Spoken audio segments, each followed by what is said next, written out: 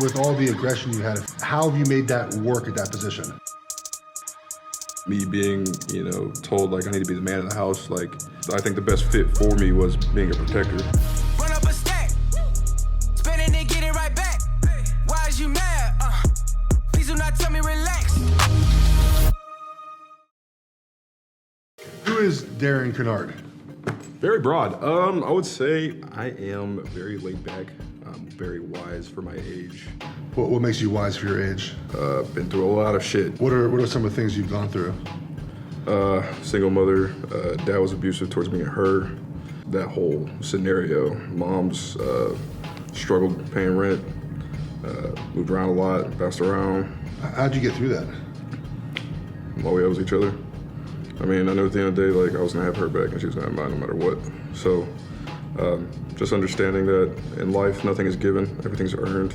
My mom showed me that by being a high school dropout, selling drugs, stripping, to being a woman now with 4 degrees and halfway through 2 masters, like, by herself.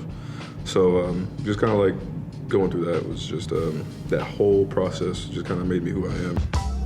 What got you into football? What got me into football is probably my anger issues. Mom's always struggling, me always stressed out, worrying about her because she's crying, not knowing how she's gonna pay rent. I was an aggressive-ass kid. I didn't care fighting kids older than me.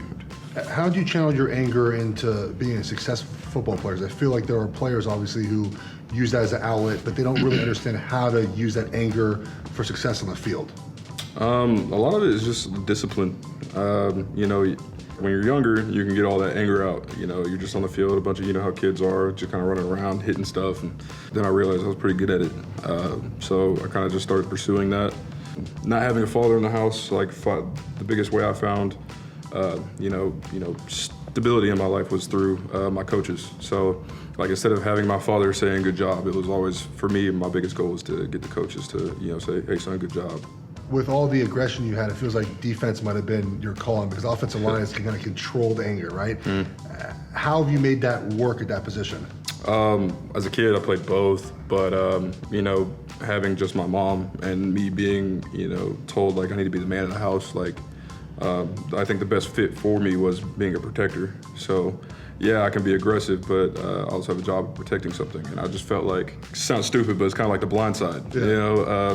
The quarterback is like my mother, or like this is my family, and I'm protecting my family.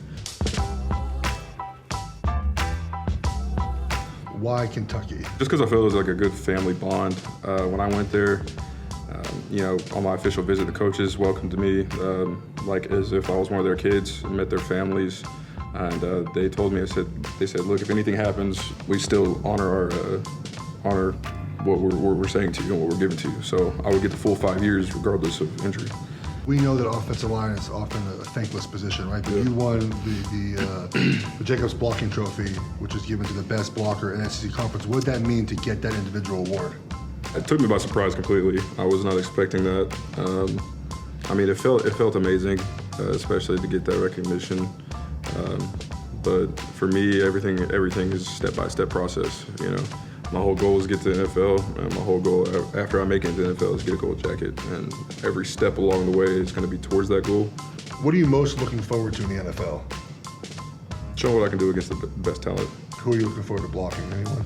Von Miller, Aaron Donald, top guys, J.J. Watt. Of course, it's not going to be pretty for me at first, but just being able to get against guys like that, just earn that experience, fight for my respect, is what I like to do with the game of football.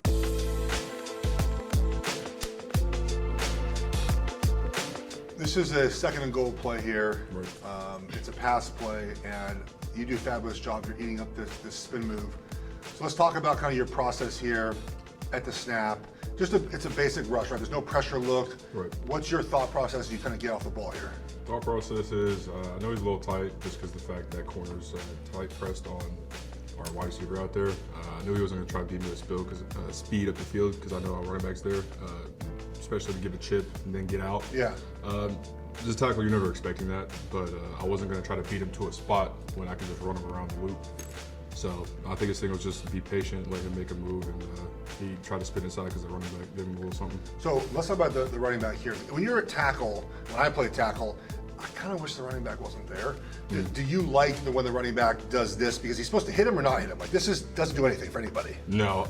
Most of the time with the running backs on our team, I told him, like, look, if he's really wide, he gets in your path, give him a chip. I mean, other than that, if you need to get out, get out. I'm not ever expecting a chip. I'm not expecting help. That's just like a last second kind of thing. If he feels like he's trying to get out and he gets in the path, then he'll give him a little something. But most of the time, I don't really ask for a lot of help because then they'll get in the way, like you said. Yeah.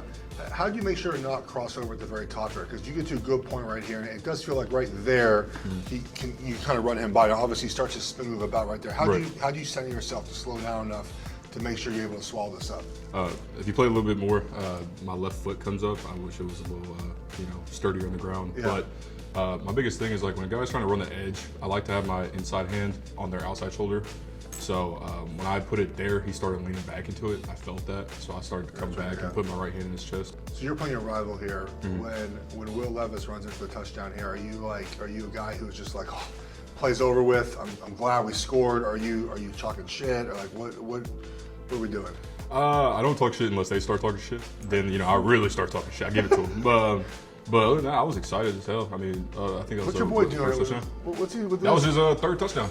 I think. Yeah, that's why third touchdown. And this is like Louisville down. Is that like a thing you guys do? Yeah, L's down. Okay, so 3rd and 7. So one thing I noticed about your offense and really you in this situation. So you guys were a lot of kind of 45-degree setting, right? You weren't very vertical sets. And so 3rd and 7 here, you're playing Georgia, obviously. It's 21-7 as we see here. It's a big down where they might move up front, right? And you set here kind of at a 45-degree angle, kind of not setting back for like a game or a twist. Kind of like talk me through your process about why this set on 3rd and 7 and what you're looking at. Usually depends on like protection. So if we have a scat or 200, it's a quick pass, so I'm not worried about trying to get vertical and protect for a long time. So I'm pretty sure this is a quick vertical set because of the fact it was supposed to be a quick throw. Yeah. It just didn't develop into that. So I kind of just passed off the twist and got back outside. So as you sit out here and you go to punch, what's your aiming point as this guy kind of just stops about right there? I mean, that's a huge sign right there that I know something's going to happen. So I kind of just put a hand on him, wait for the D tackle, try to move back out.